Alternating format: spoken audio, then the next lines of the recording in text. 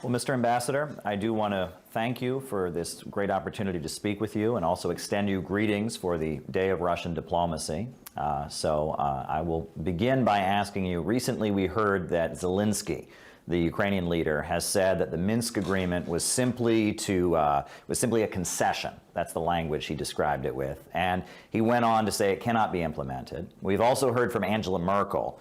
She has said that it was simply a tactic to buy time for the Ukrainian army. So my question is, does that change the possibility of future negotiations, and on what terms would Russia be willing to engage in such talks?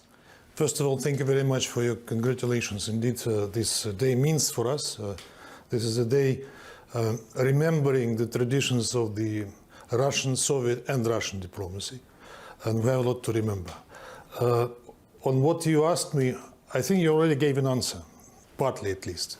Indeed, we heard these recent statements by Zelensky, by Angela Merkel, by Hollande, and by Poroshenko himself, which simply betrayed. They actually confessed that Minsk agreements were a hoax to buy time for Ukraine. And besides, Minsk agreements is a case of the failed UN prevention, because had they been implemented faithfully, nothing what we are witnessing today would be happening. But they were not meant to be implemented. So when people say, this started a year ago, soon we'll mark the anniversary, we say, you have wrong chronology. That started 9 years ago. 9 years ago, we were begging you to listen to us. Nobody did. Now, we've heard from a number of Western leaders that they think the only way this war could end is with the defeat of Russia. So if that is the tone, is there any hope for negotiations or peace? They are not just saying that it can only end with the end of Russia. They are talking now about dismembering Russia. They are talking about destroying Russia. They are talking. Some of the officials, high-level officials, are talking about the Russian leadership, whether it should be where it is now. Some statements go beyond not just simply diplomacy, but civilized communication. On a possibility of negotiations, our position is very clear. We stated it numerous times. We stated the goals of our special military operation, what it is aimed for. We were ready and still are ready for serious negotiations, which were interrupted, stopped by Ukrainians, of course on the order from their masters and sponsors in April last year. Besides, there are numerous statements by the Ukrainian high-level officials on how they see a possibility of negotiating with Russia. Besides, there is a law, a decree that was signed by President Zelensky himself, where he prohibited himself to deal with the current Russian leadership. So we do not see any serious attempts on the Ukrainian side to engage in any negotiations. And all those initiatives that we're hearing from them on the peace plan, on various summits, this is frankly a joke. Besides, we know for good that they are not calling the shots. Those who can enforce them for serious negotiations, they live in this country, somewhere in Europe, on one of the isles across the English Channel. If they are willing to do so, they will engage. But we don't see any willingness on the part of the sponsors of Kiev to go to negotiations with Russia and do it seriously. Besides, we are not negotiating on the basis of ultimatums that we hear. Now, at the United Nations Security Council, you have repeatedly pointed out that pouring more weapons into Kiev is not going to bring peace. It's going to prolong the suffering, prolong the deaths. But we hear the U.S. representative just continue to dismiss everything you've put forward about the danger of lethal aid and weapons going into Kiev. Do you think that there's any hope for waking up the West about the long-term consequences and what's going to result from pouring all these weapons into Ukraine? There is always a hope for waking up, but I'm afraid they are still fast asleep on that matter. We just had a Security Council briefing, which we requested this week, in fact, earlier this week, on the arms supplies to Ukraine and where does it lead. Enormous efforts, money that pours into Ukraine that feeds the conflict. You know that we invited Roger Waters to that briefing, and there were doubts that he could be a briefer on that matter, which he proved he could, and quite ably, I would say. He was not pro-Russian when he spoke. He spoke from what he thinks. We never, when we invite briefers to the Security Council, we never dictate them, condition on what they should be saying, not writing scripts for them. You heard what happened at that meeting. Indeed, so far this is a conversation between the deaf and the blind.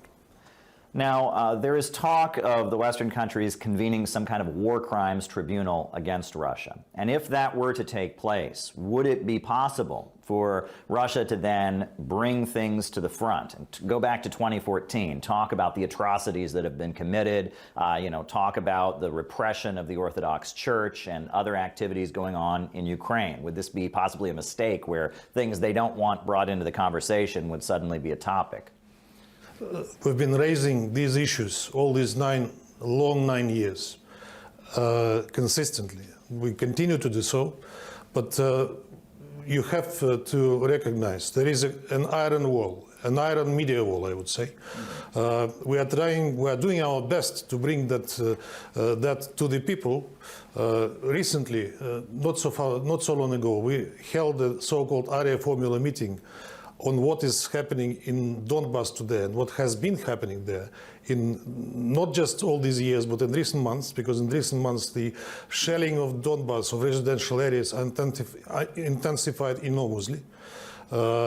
16,000 in the couple of last months, if I'm not mistaken. We brought witnesses, live witnesses, who gave their personal accounts of what is happening. All is ignored. They read their mantras from the script, not willing to listen to anything. Yes, many of those who are committing crimes in Ukraine today on the part of the Kiev regime should stand trial. And we are saying about that officially, that we are noting down all the crimes that the Kiev regime is committing against its own population, basically, and against the people of Donbas. We will not forget it, and they will one day or another stand trial for the crimes they committed, including on the battlefield, when they use civilians as a shield. We don't use civilians as a shield. They do all the time. When they commit crimes against the prisoners of war, even those outrageous things like what happened a couple of days ago with the killing, with the arbitrary killing blank shot of the Russian prisoners of war, is largely ignored by the West. But the Office of Human Rights was forced to recognize that it looked genuine and it deserves being investigated. Now, when Western leaders talk, they frequently reference this rules-based global order. That's the thing they constantly are speaking about. My question for you is, how is that kind of rhetoric and this talk of a rules-based global order, how is that viewed in South America, in Asia, in Africa? How is the world reacting to the words of U.S. and Western leaders? We've been speaking about this rules-based world order a long time. Saying that it's not international law, which is embodied primarily in the UN Charter. Not many listened to us seriously at that time. But now I think the opinion in those countries that you mentioned is changing. We just recently celebrated the 20th anniversary of the Colin Powell vial in the Security Council, which you may consider to be the beginning of the current phase of this new rules-based international order. We are saying to our partners that what is happening today you should look at it carefully and understand that today they came after Russia. Tomorrow they will come after any country that will be not much in tune with those who thinking they own the world. And let me follow up by asking, what do you see the role of Russia being in a multipolar world that is emerging? Look, the world is much bigger than the so-called collective West.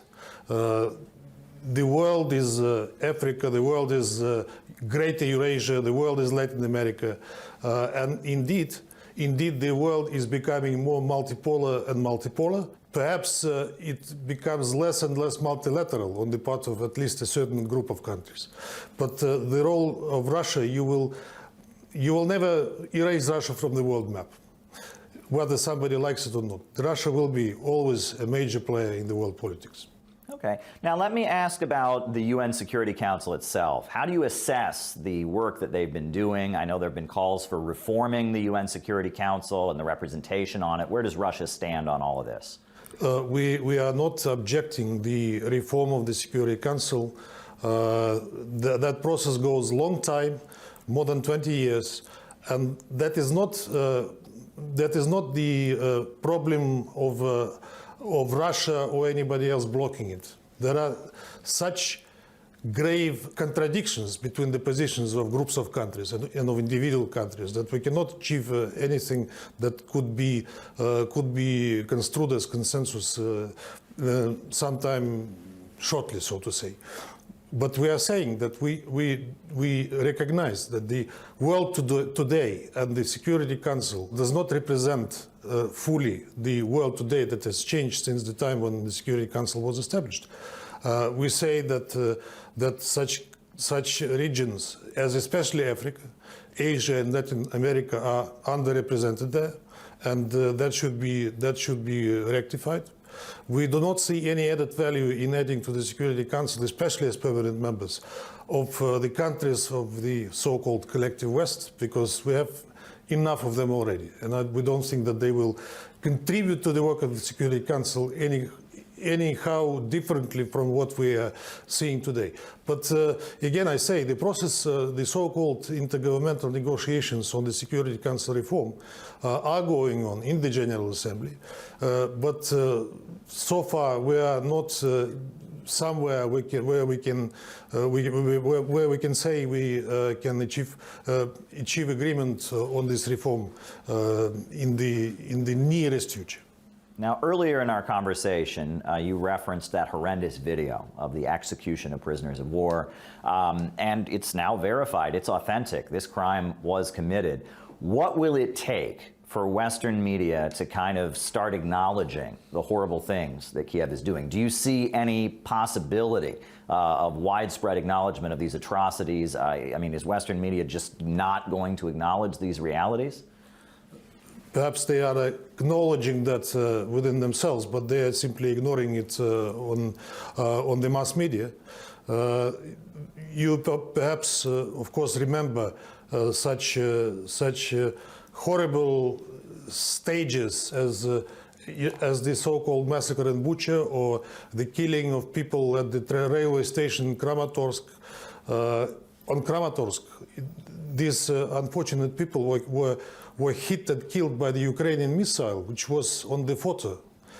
Now they are not talking about that at all, but in the public opinion, it is the Russian crime. Nobody looks for the details, what happened, how it happened, what was true or not.